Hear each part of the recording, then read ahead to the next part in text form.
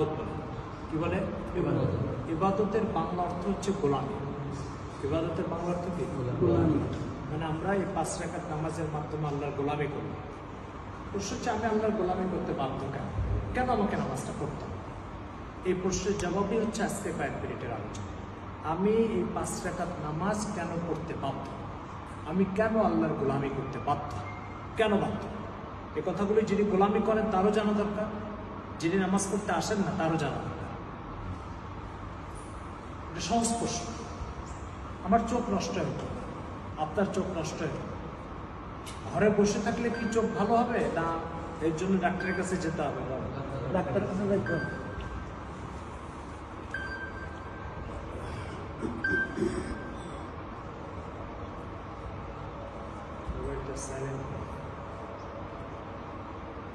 তাহলে ঘরে বসে থাকলে আমার চোখ ভালো হচ্ছে না, কি করতে হবে? তাহলে ডাক্তারের কাছে যেতে হবে। ডাক্তারের কাছে যেতে হবে। আচ্ছা, ডাক্তারের কাছে গেলে আমার চোখ ডাক্তার চিকিৎসা করবে, ভালো হয়ে যাবে। চোখ চিকিৎসা করে ভালো করা এটা একটা কাজ, আর নতুন করে দুটো চোখ তৈরি করে এখানে সেট করে দেবে এটা একটা কাজ। বড় কাজ কোথায়? চোখ চিকিৎসা করা বড় কাজ না চোখ তৈরি করা বড় কাজ? কোনটা বড় কাজ? তৈরি করা বড় কাজ, তাই না? চিকিৎসা করার কাজ তো অসংখ্য লোক করতে পারবে, তৈরি করার কাজ কয়জন করতে পারবে? কঠিন। চোখ তৈরি করার কাজ কি যে কেউ পারবে? এটা একমাত্র কার কাজ? আল্লাহ। চিকিৎসা তো 1000 জন করতে পারবে, তাহলে কোনটা কঠিন হলো? তৈরি করা কঠিন আর চিকিৎসা করা সহজ, তাই না? মোবাইল নষ্ট হলে ঠিক করা অসংখ্য বেকার পাবে, তৈরি কি সব বেকার পারবে? না, এটা তো শুধু স্যামসাং কোম্পানির কাজ। তাহলে চোখের দুটা কাজ, নষ্ট হলে চিকিৎসা করা আর নতুন চোখ তৈরি করা। সহজ কি? চিকিৎসা করা একটা সহজ কাজ, প্রত্যেক হসপিটালে ডাক্তার আছে, চিকিৎসা করতে পারে। তৈরি করা কি সব ডাক্তারের কাজ? না, তৈরি করা একজনের কাজ। কার কাজ? আল্লাহ। আমার প্রশ্ন হচ্ছে, যে চোখের চিকিৎসাটা করে দিল, যে চোখের চিকিৎসাটা করে দিল সে সহজটা করলো, তার তো একটা ফিস আছে, আছে না? তো চোখ তৈরি করা তো অনেক কঠিন কাজ, তো যে মালিক চোখ তৈরি করে দিল তারও তো একটা পাওনা আছে, না নাই? যে চোখের চিকিৎসা করে দিল তার যদি একটা পাওনা থাকে, তো যে চোখ তৈরি করে দিবে তার পাওনা থাকবে না? যে মোবাইল নষ্ট হলে ঠিক করে দিবে সে যদি 1000 টাকা পায়, তো যে মোবাইল তৈরি করে দিয়েছে তার কোনো পাওনা নেই? কি আছে না? নাই। এখন আমরা যে চোখ চিকিৎসা করে দিল তারে তো 1000 টাকা 2000 টাকা দিয়ে তার পাওনা পরিশোধ করেছে, যে চোখ তৈরি করে দিল তার পাওনাটা কবে পরিশোধ করেছে? বলেন, এই পাওনাটা কার? আল্লাহ। তো তার পাওনা নাই? আছে। কবে পরিশোধ করেছে? আল্লাহ কোরআন মাজিদে বলছে, খালিকু কুল্লি শাইইন ফাবুদু, তোমার সব কিছু আমি সৃষ্টি করেছি, আর এই সৃষ্টি করার কারণে তোমার উপর আমার একটা পাওনা আছে, এই পাওনা পরিশোধ করতে হচ্ছে সেজদা দিয়ে। অর্থাৎ ডাক্তারের পাওনা পরিশোধ করতে হয় টাকা দিয়ে, আল্লাহর পাওনা পরিশোধ করতে হয় সেজদা দিয়ে। তাহলে আল্লাহ তাআলার গোলামি আমি করতে বাধ্য কেন? ডাক্তারের ফিস পরিশোধ করতে আমি বাধ্য কেন? সে চিকিৎসা করে দিয়েছে এই কারণে। তো আল্লাহর গোলামি করতে আমি বাধ্য কেন? আল্লাহ আমাকে সৃষ্টি করেছে এই কারণে। কি হিসাবটা কি পরিষ্কার বোঝা গেছে? কোনো ভেজাল আছে এর ভিতরে? না, পরিষ্কার কথা। এখন আপনি বলেন, পৃথিবীতে যে আপনার কাছে কোনো টাকা চায়, সে টাকা চাওয়ার একটা ভিত্তি আছে। মুদির দোকানদার আপনার কাছে 1000 টাকা চায়, ভিত্তি কি? 5 কেজি চাউল দিয়েছে আপনাকে। কাপড়ের দোকানদার আপনার কাছে 2000 টাকা চায়, ভিত্তি কি? আমাকে একটা কাপড় দিয়েছে, 3 পিস দিয়েছে। কথা বোঝা গেছে? তেলের দোকানদার আপনার কাছে 200 টাকা চায়, ভিত্তি কি? 1 কেজি সয়াবিন তেল দিয়েছে। তাহলে প্রত্যেক পাওনার একটা কি আছে? ভিত্তি। আল্লাহ পাক বান্দাকে বলছে, ফাবুদু, আমার গোলামি করো। এই যে গোলামি করা, এটা আল্লাহর পাওনা, এটা তার হক আপনার উপরে। ভিত্তি কি? ভিত্তি আমাকে সৃষ্টি করেছে। আমার কথাটা বুঝাতে পারছি? মুদির দোকানদার 1000 টাকা চায়, ভিত্তি আছে না নাই? কি ভিত্তি এটা? 5 কেজি চাউল দিয়েছে। তেলের দোকানদার 200 টাকা চায়, এটা ভিত্তি আছে না নাই? কি ভিত্তি এটা? 1 কেজি তেল দিয়েছে। আল্লাহ তাআলা তার পাওনার কথা আমাকে বলছে, আমি তোমার কাছে গোলামি পাই। ভিত্তি কি? আমাকে সৃষ্টি করেছে। এখন এও যদি তার পাওনা পেতে পারে, ও পেতে পারে, তা আল্লাহ পাবে না কেন তার পাওনা? কথাটা বুঝা গেছে? তো আমি আল্লাহর গোলামি করতে বাধ্য কেন? আমি আল্লাহর গোলামি করতে বাধ্যই কারণে তুই আমার স্রষ্টা, আমি তার সৃষ্টি। এখন চাউল দিয়ে একজন তার পাওনা পাবে, আর আল্লাহ আমাকে পুরো বডি দিয়ে তার পাওনা পাবে না? কি আমার কথা বুঝাইতে পারছি? এবার বলেন তাহলে তাহলে চাউলের দোকানদারের পাওনা ভিত্তি 5 কেজি চাউল, আর আল্লাহ তাআলা বলছে আমি তোমার কাছে গোলামি পাই, এটার ভিত্তি মাথার থেকে পা পর্যন্ত সৃষ্টি করে দিয়েছি, এই কারণে আমি পাই। এবার বলেন আল্লাহর ভিত্তিটা বড় না দোকানদারের ভিত্তিটা বড়? তবে সব দোকানদারের পাওনা পরিশোধ করে, আল্লাহর পাওনাটা পরিশোধ করি না। এখন মাগরিবের আজান হচ্ছে, আল্লাহ তাআলা বলছে এই বান্দা তুমি আমার পাওনা পরিশোধ করার জন্য মসজিদে আসো, এসে আমাকে 2টো সেজদা দাও। কয়জনই পাওনা পরিশোধ করেছে? করেছে পাওনা পরিশোধ? করেনি। কেন করেনি? তার কারণ হচ্ছে এটা স্বীকারই করতে রাজি না যে আল্লাহ আমার কাছে কিছু পায়। এখন বলবেন আল্লাহ পায় না? পায় না, পায়। এখন এটার সমাধান কি? আপনি কারো কাছে 5,000 টাকা পান, 2 বছর ধরে টাকাটা দেন, 2 বছর পরে অনুখোলা বাজারে তার সাথে দেখা হলো, ঠিক আছে? তারা কি বল দোস্ত আসো তোমাকে একটু চা খাওয়াই দেবো। আপনি কারো কাছে 5,000 টাকা পান, 2 বছর ধরে দেয় না, 2 বছর পরে অনুখোলা বাজারে দেখা হলো তার সাথে। এবার আপনি তাকে কি বলবেন? দোস্ত আসো তোমাকে চা খাওয়াই দেবো। কিছুই বলবেন না, উল্টা কিছু বলতে উল্টা কথা বলবে, কিছু মারধর হবে, তাই না? কেন? সে 2 বছর দেখাই করে না, টাকাও দেয় না, দেখাও করে না। আপনার হক আদায় না করলে তার যদি বিচার হয়, তো আল্লাহর হক 70-80 বছর ধরে আপনি পরিশোধ করবেন, এটা বিচার নেই? কি বিচার আছে না নাই? এই যে কোরআন ও হাদিসে বারবার বলা হচ্ছে তোমাদের সামনে কিয়ামতের দিন আর বিচারের দিন আসতেছে, এর জন্য সবাই সাবধান হও। এই বিচারের দিনের অর্থ বুঝছেন?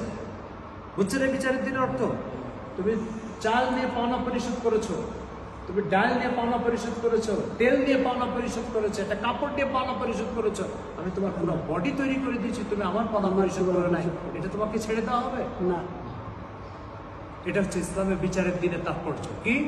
তোমার জন্মের থেকে মৃত্যু পর্যন্ত চলার জন্য চোখ দরকার, আমি দিয়ে দিয়েছি, চলার জন্য পা দরকার, আমি দিয়ে দিয়েছি, চলার জন্য কান দরকার, আমি দিয়ে দিয়েছি। এগুলো কেউ তোমাকে দিতে পারবে না, এগুলো সবকে দিয়েছে আল্লাহ। তা আমি তোমার চলার জন্য সব প্রয়োজন পূর্ণ করে দিলাম, তুমি আমাকে 2টো সেজদা দিতে পারবা না। তো তুমি যদি কারোর কাছে 5,000 টাকা পাও, সেটা যদি পরিশোধ না করে, তার যদি বিচার হয়, তাহলে আমি 70-80 বছর ধরে তোমার কাছে সেজদা পাবো, তুমি পরিশোধ পাবো না, এটার বিচার হবে না? তোমাকে ছেড়ে দেওয়া হবে? এবার দেখেন কোরআন কি বলছে, ওয়াইন্না সাআতা আতিয়াতুন লা রাইবা ফিহা, নিশ্চিত বিচারের দিন আসতে কাউকে ছেড়ে দেওয়া হবে না। ইন কুল্লু মান ফিস সামাওয়াতি ওয়াল আরদি ইল্লা আতির রহমানি আবদা, আসমানের যে যেখানে আছে, জমিনের যে যেখানে আছে, যাকে মায়ের পেটে সৃষ্টি করা হয়েছে, তাকে বিচারের জন্য কিয়ামতের দিন হাজির করা হবে। তার কথা এটা বলে আল্লাহ, আমাদের স্রষ্টা মহান আল্লাহর কথা, যিনি আসমান তৈরি করেছেন, জমিন তৈরি করেছেন। এই জন্য মোহতারাম হাজির বলেন, আমি আল্লাহর গোলামি করতে বাধ্য কি বাধ্য না? বাধ্য। তিনি আমার স্রষ্টা, তিনি আমাকে বাঁচিয়ে রেখেছেন। আইসিইউতে একটা লোক ভর্তি আছে মুমূর্ষু অবস্থায়, মুমূর্ষু অবস্থায় আইসিইউওয়ালারা তাকে টিকে রাখছে, প্রতিদিন তার আইসিইউওয়ালাকে 40,000 টাকা দিতে হবে। তো মুমূর্ষু অবস্থায় বেঁচে থাকার জন্য যদি 40,000 টাকা দেওয়া লাগে, পূর্ণ সুস্থতা দিয়ে আল্লাহ তাআলা জমিনের উপর চলার ক্ষমতা দিয়েছে, এ মালিককে কত দেওয়া উচিত বলেন? বলেন কত দেওয়া উচিত বলেন? এরকম কয় হাজার বোতল, কয় লাখ বোতল পানি আমরা জীবনে খাইছি বলেন তো? সংখ্যা গুণে শেষ করা যাবে না। এই বোতলের ভিতরে পানি ভরা, এটা মাম কোম্পানির কাজ। এই মাম কোম্পানি বোতলে পানি ভরেছে, কিন্তু পানিকে সে তৈরি করেছে না, শুধু বোতলে ভরছে। এর জন্য সে আমাকে 20 টাকা না দিলে পানি দিবে না। আচ্ছা, পানি তৈরি করা কি বোতলে ভরার চেয়ে কঠিন কাজ না সহজ কাজ? পানি তৈরি করে এটা একটা কাজ, আর বোতলে ভরা এটা একটা কাজ। দুটো কাজের মধ্যে সহজ কোনটা আর কঠিন কোনটা? পানি ভরা সহজ, পানি ভরা সহজ, তৈরি করা কঠিন। সহজ কাজটা যে করলো সে 20 টাকা নেবে, তো কঠিন কাজটা তো আল্লাহ পাক তৈরি করে, পানি তৈরি করে কঠিন কাজটা করেছেন। আল্লাহ কোনো হক নাই? আছে, অবশ্যই আছে। কিন্তু আল্লাহ তাআলা কি সহজ করে দিয়েছেন জানেন? বান্দা তুমি পানি খাওয়ার আগে বিসমিল্লাহ বলো, আর পরে একবার আলহামদুলিল্লাহ বলো, এই 2 শব্দ আমার পাওনা পরিশোধ হয়েছে।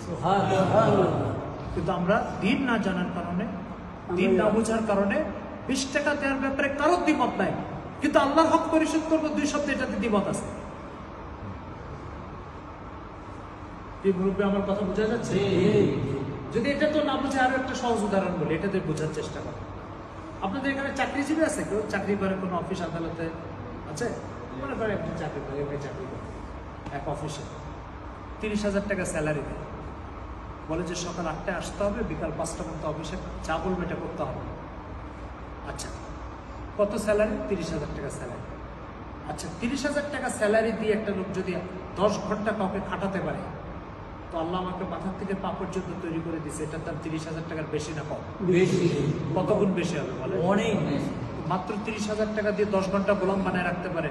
আল্লাহ পাক আমাকে মাথার থেকে পা পর্যন্ত তৈরি করে দিয়ে কয় ঘন্টা গোলাম বানানোর অধিকার আছে বলে? সারা জীবন, সারাদিন।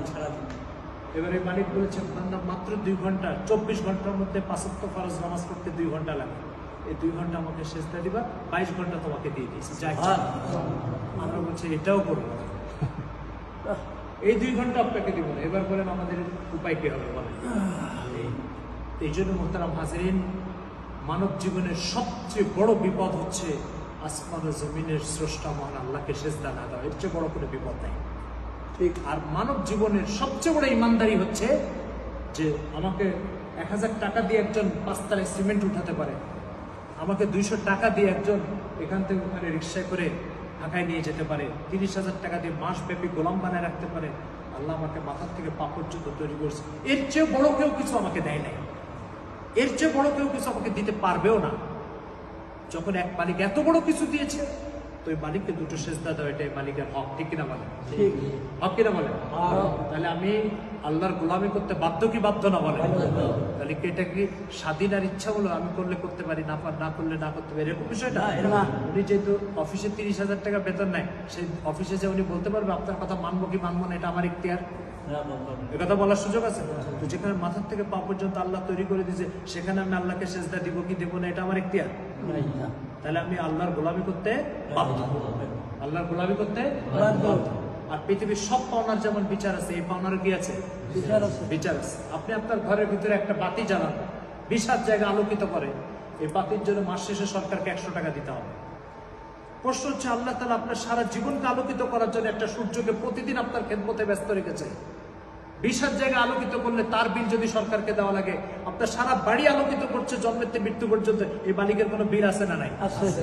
কিন্তু আমরা এটা একটা স্বীকার করি, অত বড় একটা স্বীকার করি না। আমরা ছোট আলো দিলে বিল দিতে হবে, আর বড় আলো দিলে বিল দিতে হবে না? দিতে হবে। ওয়াসাখখারা লাকুম মা ফিল আরদি জামিআ, আসমানের জমিনের ভিতরে যা কিছু আছে এগুলো সব তোমাদের খেদমতের জন্য নিয়োগ করেছে, আর তোমাদেরকে সৃষ্টি করেছে আমার গোলামের জন্য। কে বলেছেন এই কথা? আল্লাহ। এবার বলেন আল্লাহর গোলামি করতে আমি বাধ্য না বাধ্য? ইনশাআল্লাহ। এটা কি স্বাধীনতার বিষয় না বাধ্যের বিষয়? বাধ্যের বিষয়। এই জন্য মোহতারাম হাজিরিন, আমরা মওত পর্যন্ত আল্লাহর গোলামি করে যাব ইনশাআল্লাহ। আর এই গোলামির প্রথম কথা হচ্ছে ফরজ নামাজ।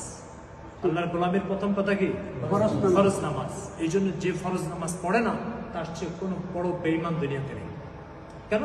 সে আল্লাহর খাবে, আল্লাহর করবে, আল্লাহর নিবে, আল্লাহর থেকে সবকিছু ভোগ করবে, আর আল্লাহর হক আদায়ের সময় পালাবে মসজিদ থেকে। তার চেয়ে বড় বেঈমান কে হতে পারে? একটা লোক সারা মাস কাজ করবে না, কিন্তু মাস শেষে বেতন নেওয়ার সময় হাজির হয়ে যাবে। ইমানদার না বেঈমান? তো আল্লাহ সব নিয়ামত ভোগ করবে, কিন্তু আল্লাহর হক আদায়ের সময় নেই। আপনি তারে কি বলবেন? বেঈমান। এই জন্য বলেন এই বেঈমানির থেকে বাঁচার দরকার কি দরকার নেই? এই জন্য আমরা সবাই নিয়ত করি মওত পর্যন্ত আল্লাহর গোলামি করি। ঠিক আছে? এই কথাগুলো মানুষের জীবনে আনার সবচেয়ে বেশি চেষ্টা করে কারা জানেন? ওলামায়ে কেরাম, দাওয়াত ও তাবলীগের মেহনত। এই দাওয়াত ও তাবলীগের মেহনত আর ওলামায়ে কেরাম সারা জীবন ব্যাপী মানুষকে এই কাজের জন্যই কথা বলে, যে মানুষ যাতে আল্লাহর গোলাম হয়ে যায়। তো আপনাদের এলাকায় তবলীগ জামাত আসে না? তবলীগ জামাতের সাথে সাথে আসে না? তাদের সাথে যখন আপনি সময় দিবেন, কিছুদিন আল্লাহর রাস্তায় সময় লাগাবেন, তখন দেখবেন এই চেতনাটা আপনার তৈরি হবে। কিভাবে আল্লাহর কথা শুনবো, কিভাবে আল্লাহর গোলামি করবো, কিভাবে আল্লাহকে সেজদা দিব। এখানে যাওয়ার পরে টাকা পয়সা লেনদেন এগুলোর কোনো আলোচনা নেই। আলোচনা হচ্ছে ভাই আল্লাহ আপনাকে সৃষ্টি করছে, আল্লাহকে সেজদা দেন। কথা বোঝা গেছে? তো আমরা রাজি আছি তো কিছু সময় লাগানোর জন্য। আল্লাহ তাআলা তৌফিক দান। আমিন। একটু তশরিফ করে দেন। আমরা